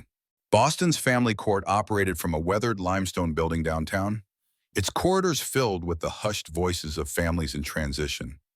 Richard, Michael, and Victoria arrived early, Emma between them in a new wool coat and boots purchased during a careful online shopping expedition with Mrs. Garcia. The child moved with subdued caution, eyes taking in the imposing surroundings. Remember, Michael said, kneeling to Emma's level, you only have to answer questions you feel comfortable with. The judge just wants to understand what would be best for you. Emma nodded solemnly. I understand. Richard marveled at her composure. 6 years old, yet facing this intimidating process with more dignity than many adults he'd observed in high-stakes negotiations. He felt the familiar protective surge that had become his constant companion since discovering her existence. A court officer approached. Judge Calloway will see Emma in chambers before the formal hearing. Standard procedure in custody cases involving young children. Richard knelt beside Emma. The judge wants to talk with you privately. Just tell her the truth, exactly as you remember it. I'll be waiting right here when you're finished. Emma's hand tightened around his momentarily before she released it with visible resolve. I'll be okay. They watched as she followed the court officer down the hallway, her small figure straight-backed and determined despite her evident anxiety. She's remarkable, Michael observed. Most children her age would be overwhelmed.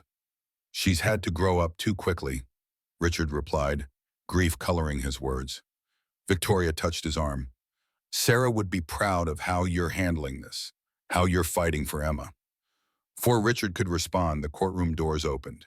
Jason entered with his attorney, Patricia Winters, a steel-haired woman in her 50s whose reputation for aggressive family court litigation preceded her. Jason appeared transformed, clean-shaven, hair neatly trimmed, wearing a pressed suit that couldn't completely hide his discomfort in formal attire. Their eyes met across the corridor, mutual antipathy crackling between them. Patricia approached their group, professional smile firmly in place. Mr. Reynolds, I understand we're before Judge Calloway today. Perhaps we might discuss potential arrangements before the hearing begins. My client is open to generous visitation rights for Mr. Harmon. Michael's expression remained neutral. My client is pursuing full custody with supervised visitation for Mr. Turner, contingent upon completion of substance abuse treatment in parenting classes. Patricia's smile tightened. That's disappointing. Mr. Turner is Emma's father. The courts generally recognize that bond as paramount. The courts also recognize that children deserve safe, stable environments, Michael countered. We have substantial evidence that Mr. Turner has failed to provide that basic necessity. Richard watched Jason during this exchange. The younger man fidgeted, eyes darting around the corridor, showing signs of the withdrawal symptoms Richard had observed in struggling executives at his company's rehabilitation program. Jason wasn't clean, just temporarily abstaining for court appearances. "We'll see you inside," Patricia concluded crisply, guiding Jason toward the courtroom. Michael turned to Richard. "They're positioning for a settlement. That suggests their case isn't as strong as they'd like us to believe." The formal hearing began 30 minutes later, after Emma's private conversation with Judge Calloway. The judge, a composed woman in her 60s with silver-framed glasses and penetrating eyes, listened as both attorneys presented opening statements outlining their positions. Patricia Winters painted Jason as a struggling, single father, doing his best after the tragic deaths of his mother and Emma's mother. She described Richard as an opportunistic billionaire, attempting to use his wealth and influence to separate a child from her loving father. The performance was polished, calculated to evoke sympathy. Michael countered with concrete evidence. The surveillance footage showing Emma alone for hours in an unheated apartment, medical records documenting missed appointments and concerning weight loss, school reports noting irregular attendance and withdrawn behavior. He emphasized Richard's biological connection as Emma's grandfather and his commitment to providing a stable, nurturing environment. Throughout these presentations, Emma sat in a special witness room, spared the adversarial proceedings. Richard found himself grateful for the judge's sensitivity to her needs, while simultaneously struggling to maintain his composure as Patricia Winters systematically mischaracterized his intentions. "Mr. Harmon," Judge Calloway said, addressing him directly, "you discovered Emma's existence only recently, following your daughter's death. What qualifies you to assume parental responsibilities at this stage of your life?" Richard felt every eye in the courtroom upon him. "Your Honor, I've spent my life building businesses, focusing on legacy in terms of corporate success. I failed to recognize that my true legacy was my family. First Sarah, now Emma." He paused, organizing thoughts that came more from heart than strategic calculation. "I can't recover the years I've missed with my granddaughter, but I can ensure her future contains everything she deserves: safety, education, stability, and most importantly, love. I'm committed to becoming the grandfather she needs, not just the businessman I've always been." Judge Calloway studied him thoughtfully. "And Mr. Turner? If awarded custody, what are your intentions regarding his involvement in Emma's life? With appropriate safeguards and treatment, I believe Emma deserves a relationship with her mentor. Family connections matter. I won't repeat the mistake of keeping her isolated from any part of her heritage." The judge nodded, turning her attention to Jason. "Mr. Turner, your attorney has presented you as Emma's primary caregiver since her birth. Can you describe your typical day with your daughter?" Jason shifted uncomfortably. "I get her ready for school, make sure she has lunch, pick her up afterward. Normal dad stuff. We read together sometimes, draw pictures." "And your employment situation?" "I'm between jobs right now. Economy's tough, but I manage." "Through what means?" Jason hesitated. "Family support, and Emma's mom left some money for her care." Patricia Winters attempted to redirect, but Judge Calloway persisted. "This court has reviewed financial records indicating regular withdrawals from an account established for Emma's support. Records suggest these funds were frequently used at establishments unrelated to childcare. Would you care to explain?" Jason's facade began crumbling. "Look, being a single dad is hard. Sometimes I need a break. That doesn't mean I don't love my daughter. Love, Mr. Turner, is expressed through actions more than words. This court must consider patterns of behavior when determining a child's best interests." The afternoon proceeded with testimony from Emma's teacher, the apartment building superintendent, and the social worker who had conducted home visits following Sarah's custody inquiry. Each account further illuminated the precarious nature of Emma's life with Jason. Finally, Judge Calloway called for a brief recess before delivering her preliminary findings. Richard stepped into the hallway, exhaustion washing over him. The emotional toll of hearing Emma's circumstances, detailed clinically by various witnesses, had left him drained. Victoria approached, her expression grim. Jason disappeared during the break. His attorney claims he went to the restroom, but security confirms he left the building. Richard's fatigue vanished instantly. Emma? Safe in the witness room with court personnel. I've already alerted building security. Michael joined them, concern evident in his expression. This doesn't look good for his case, but it raises immediate safety concerns. If he's feeling cornered, Richard didn't need to hear the rest. We need additional protection for Emma, not just today, but until Jason is located. Already arranged, Victoria confirmed. I've coordinated with your security team. They'll meet us at the courthouse exit and remain with Emma round the clock. Richard studied Victoria with renewed appreciation. Whatever questions remained about her involvement with Sarah and Wintervale Holdings, her dedication to Emma's safety appeared genuine. The hearing reconvened 30 minutes later. Patricia Winters attempted to explain her client's absence as a misunderstanding, but Judge Calloway's expression made her skepticism clear. Given Mr. Turner's absence and the preponderance of evidence presented today, this court issues an emergency temporary custody order granting physical and legal custody of Emma Turner to her maternal grandfather, Richard Harmon, effective immediately. Judge Calloway adjusted her glasses. The court further orders supervised visitation for Jason Turner, pending completion of substance abuse evaluation and treatment. Final custody determination will follow a 90-day evaluation period. Her gavel struck with finality. This matter is continued to April 15th. Outside the courthouse, snow had begun falling again, heavy flakes swirling against the darkening afternoon sky.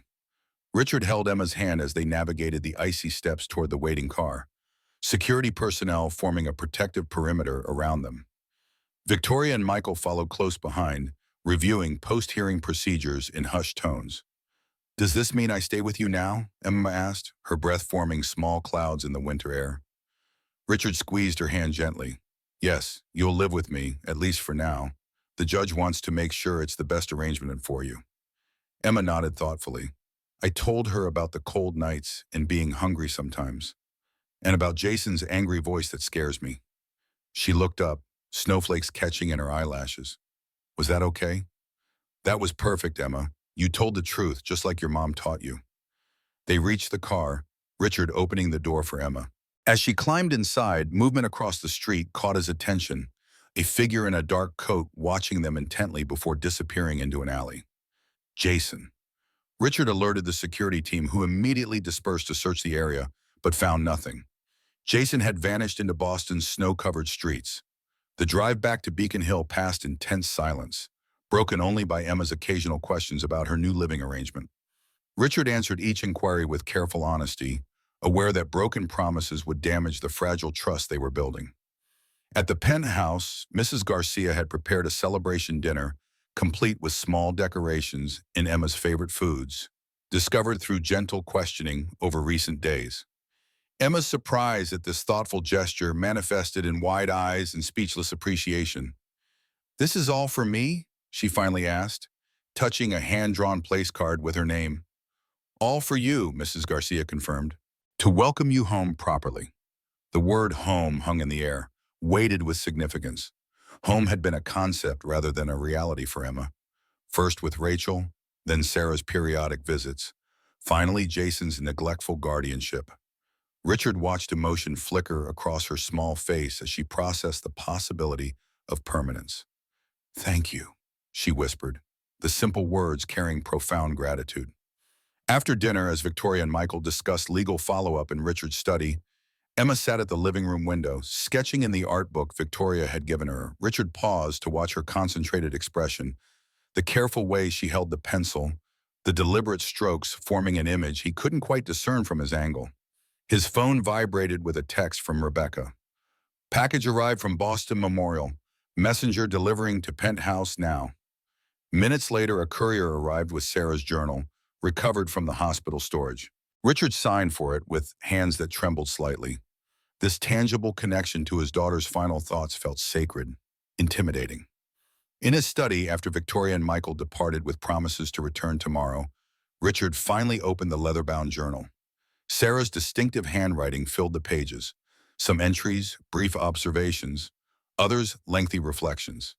He turned to the final entries, written days before the accident. December 10th. The custody paperwork is finally ready. Michael assures me we have a strong case, especially with the evidence from the apartment. I hate the idea of fighting with Jason, of putting Emma through more trauma, but I can't ignore what's happening anymore. She deserves better than fear and neglect. I only hope I'm doing the right thing. December 12th. Dad called today about the quarterly reports. I almost told him everything. About Emma, about Jason, about the family connection that Mom kept hidden all those years. The words were right there, but I couldn't force them out. What if he judges me for the choices I've made? What if he can't accept Emma knowing how she came to be? Better to secure custody first, then approach him with everything settled. Victoria thinks I'm being overly cautious, but she doesn't understand our family dynamics. December 14th. Emma asked about grandfather again today. She's seen his picture, knows he exists somewhere in her world, but hasn't met him. How do I explain that the same man who provided everything material I could ever want might not understand the complicated choices that brought her into this world? Yet something tells me they would connect instantly if given the chance. They share the same quiet determination, the same thoughtful gaze. Perhaps after the hearing, when custody is established, I'll finally bridge that gap. December 15th, I'm driving to see Dad tomorrow. No more delays, no more excuses. Emma deserves to know her grandfather, and he deserves to know the extraordinary child that came from all this family complexity. Victoria has helped me prepare what to say. The truth, all of it, even the parts that paint me in unflattering light. Dad appreciates directness, always has. I just hope he can see past the circumstances of Emma's birth to the miracle she truly is. My greatest accomplishment, my purest love. The final entry ended there. Sarah had been driving to see him, to introduce him to Emma, when the accident occurred. The revelation hit Richard with physical force. If he had been more accessible, if Sarah had felt she could approach him earlier with her complicated truth, perhaps she would still be alive. Perhaps they would all be together now, learning to be family in a different, more joyful context. The sound of soft footsteps pulled him from his grief. Emma stood in the doorway, holding her sketchbook. "I made something for you," she said, approaching cautiously. Richard closed Sarah's journal, wiping moisture from his eyes. "I'd love to see it." Emma placed the drawing before him. 3 figures stood beneath a snow-covered tree, a tall man with silver hair, a small girl, and between them a woman with wings extended protectively over both. The skill surpassed what might be expected from a 6-year-old, revealing Sarah's artistic legacy in her daughter. "That's you," Emma explained, pointing to the tall figure. "That's me, and that's Mom watching over us from heaven." She hesitated. "Mrs. Garcia said it's okay to miss her, but still be happy sometimes." Richard studied the drawing, emotion tightening his throat. "Mrs. Garcia is very wise." He looked at Emma, this remarkable child who had endured so much yet retained such capacity for hope. "Would it be all right if I hugged you?" Emma considered the question with her characteristic seriousness before nodding. Richard gathered her gently into his arms, feeling her initial stiffness gradually relax into acceptance of comfort freely offered. They remained that way for long moments, grandfather and granddaughter bound by loss, yet finding new connection. "Your mother was coming to introduce us when she had her accident," Richard said softly. "She wanted us to know each other." Emma leaned back to see his face. "She told me stories about you, about how you built big buildings and helped people with your computers." "Did she?" Richard hadn't realized Sarah had spoken of him to Emma. Emma nodded. "She said you worked very hard because you wanted to make sure everyone had what they needed, but that sometimes you forgot to play." The simple observation delivered with the child's directness pierced Richard's carefully constructed self-image. Sarah had seen him clearly, his strengths and limitations, yet had still wanted Emma to know him. "Your mother was very wise," he said. "I did forget to play. Perhaps you could help me remember how?" Emma's solemn expression lightened slightly. "I could teach you to draw, or we could build a snowman when the storm stops." I would like that very much. Their moment was interrupted by Richard's phone ringing. Again. Sir, security has detected an unauthorized entry attempt at the service entrance. Camera footage confirms it's Jason Turner. Richard moved immediately, guiding Emma toward her bedroom. Stay with Mrs. Garcia, he instructed, calling for the housekeeper. Lock the door until I come for you. Mrs. Garcia appeared instantly, gathering Emma protectively. Come, Nina. We'll read stories until your grandfather returns. Once they were secured, Richard contacted building security. Detain him if possible. Alert police. Do not allow him to reach the penthouse level. Minutes later, his private elevator opened, revealing Victoria. I came as soon as security called me, she explained breathlessly. Jason was spotted downstairs. Richard's surprise at her appearance momentarily overrode his concern. How did security contact you? I gave them my number as an emergency contact. She moved toward the windows, checking the view to the street below. Have you called the police? They're on their way. Richard studied her with increasing suspicion. Victoria, what's your real connection to all this? To Sarah, to Jason, to Emma? Victoria turned to face him, something shifting in her composed demeanor. This isn't the time. It's exactly the time, Richard interrupted. Jason somehow knew my address. He accessed Wintervale accounts. Now he attempts a break-in, and you appear minutes later. These aren't coincidences. Before Victoria could respond, the security system announced another elevator arrival. The doors opened to reveal Jason, wild-eyed and disheveled, holding what appeared to be a maintenance worker's access card. Where is she? He demanded, advancing into the penthouse. Where's my daughter? Richard positioned himself between Jason and the hallway leading to Emma's room. She's safe, which is my only concern. The police are on their way, Jason. This isn't helping your case. Case, Jason laughed bitterly. You think I care about court proceedings? This was never about legal custody. Victoria stepped forward. Jason, stop. This isn't what we discussed. The interaction confirmed Richard's suspicions. So you two are working together after all. Not like you think, Victoria replied urgently. I've been trying to manage him, to keep Emma safe while Sarah's plans proceeded. Plans? What plans? Jason reached into his jacket, withdrawing a crumpled envelope. Sarah's plans for Emma's trust fund, $5 million managed by trustees until she turns 21. Unless custody reverts to me, then I become sole trustee with access to the funds for Emma's care and education.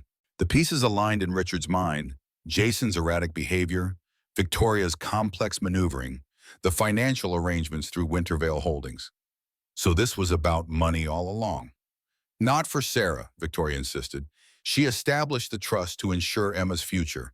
But Jason discovered the terms after her death. He's been threatening to fight for custody unless I helped him access funds immediately. Jason's agitation increased. She was my ticket out of poverty, my connection to the Harmon fortune. Rachel raised that child for years while Sarah built her career. We deserved compensation. Emma isn't compensation, Richard said coldly. She's a child who deserves safety and love. Love doesn't pay bills, Jason spat, but her trust fund does. All I'm asking for is what's rightfully mine. Nothing about Emma is rightfully yours, Richard replied, steel entering his voice. Not after how you've treated her. Jason lunged forward suddenly, grabbing Victoria's arm. Tell him the rest. Tell him why you've been helping me. Victoria struggled against his grip. Jason, don't. Victoria isn't just Sarah's friend, Jason continued, desperation making him reckless. She's Emma's godmother, named in Sarah's will as guardian if anything happened to her. Richard's gaze snapped to Victoria. Is this true? Victoria nodded slowly, pain evident in her expression. Sarah wanted Emma to have connection to both sides of her heritage. I'm Rachel's niece, Jason's cousin. Sarah thought I could bridge the gap between families, help Emma understand her complicated history. The revelation explained Victoria's deep involvement, her knowledge of family details, her access to Sarah's confidences. Not manipulation, but designated responsibility. Jason's grip tightened on Victoria's arm. We had an agreement. You helped me access the trust. I let you visit Emma, but you've been playing both sides. I've been protecting Emma, Victoria countered. The only promise that matters is the one I made to Sarah. The elevator doors opened again, revealing police officers with Richard's security team. Jason released Victoria, backing away as they entered. "That's him," the security chief confirmed. "Unauthorized entry, potential kidnapping threat." As officers approached, Jason made a desperate move toward the hallway where Emma remained hidden. Richard intercepted him, decades of contained authority manifesting in physical presence that stopped Jason mid-stride. "It's over," Richard said quietly. "Whatever claim you thought you had, whatever plan you created, it ends now." Jason's defiance crumbled, shoulders slumping as officers secured his arms behind him. "She's my blood," he whispered, defeat replacing anger. "My connection to something better than what I came from." Richard watched as police escorted Jason to the elevator, feeling complex emotions beneath his relief. This troubled man was Emma's father, a genetic connection that couldn't be erased regardless of his failures. Emma would someday want answers about him, about her origins. Richard would need to find compassion alongside protection. Victoria remained by the windows, arms wrapped around herself. "I should have told you everything from the beginning. I thought I could manage Jason while the legal process unfolded, keep Emma safe without complicating matters further. Why didn't Sarah simply name you guardian in her will? Why the elaborate trust arrangements?" She was trying to protect everyone. Emma from Jason's instability, Jason from his worst impulses, you from family complications you might not be ready to accept. Victoria sighed. Sarah always tried to solve everyone's problems herself, like her father. The comparison struck Richard with its simple truth. Sarah had inherited his self-reliance, his tendency to handle difficulties independently rather than seeking support. The realization brought fresh grief for opportunities lost, conversations never had. Mrs. Garcia appeared in the hallway. "Is it safe to come out? Emma is asking for you both." Richard nodded. "Everything's fine now. Please bring her." Emma emerged cautiously, eyes scanning the room for danger before relaxing at the sight of Richard and Victoria. "Is Jason gone?" "Yes," Richard confirmed. "He won't be bothering us again for quite some time." Emma processed this with visible relief. "Can we still build a snowman tomorrow if the storm stops?" The simple question, focused on childhood normalcy rather than adult complications, reminded Richard of what truly mattered now. "Absolutely, first thing in the morning." Later that night, after Emma had fallen asleep surrounded by new stuffed animals and books, Richard and Victoria sat in his study reviewing the day's revelations. The trust Sarah established will remain intact, Richard decided, but with court-appointed trustees rather than connections to either family. Emma deserves financial security independent of adult agendas. Victoria nodded agreement. Sarah would approve. She wanted Emma protected from the family patterns that damaged so many relationships. "Including yours," Richard observed. "Where do you fit in this complicated family tree?" "Rachel was my mother's sister. I grew up hearing stories about the wealthy Harmons who rejected my aunt, about Margaret who chose privilege over family connection. When Sarah reached out to Rachel, trying to heal old wounds, I was suspicious." Victoria smiled faintly. But Sarah was different, genuinely interested in family reconciliation. When she became pregnant, it complicated everything. And when she needed help protecting Emma from Jason, she turned to you. Family from Rachel's side who understood the legal system. "Yes, I promised to advocate for Emma if anything happened to her." Victoria met his gaze directly. "I don't expect to replace you in Emma's life, but I hope you'll allow me to remain connected, to honor Sarah's wish that Emma understand all aspects of her heritage." Richard considered the request thoughtfully. His initial suspicion of Victoria had transformed through understanding of her complex loyalties. Whatever missteps she had made in managing Jason's demands, her commitment to Emma's welfare appeared genuine. Emma needs stability now, consistency, but she also needs connection to her mother's memory, to the family history that shaped her existence. He nodded slowly. "We'll find an appropriate arrangement." Snow continued falling outside, blanketing Boston in pristine white.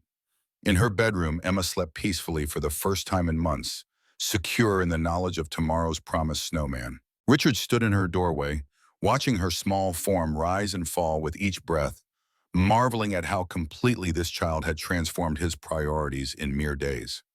Sarah's journal lay open on his desk, her final entry, a bridge between what was lost and what remained. Richard had spent decades building a corporate legacy, focusing on achievements that would outlast him.